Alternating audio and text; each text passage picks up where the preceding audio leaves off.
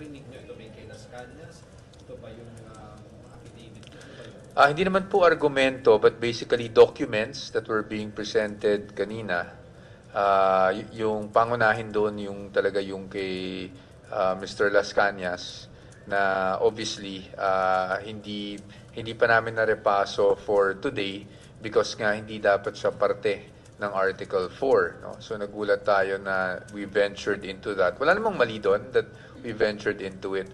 Pero just in the interest of being able to intelligently ask questions on ano yung naging basis ng continuing, ano yung mga, di ba kasi ang sabi, dumaan daw yon as part of the ongoing open investigation.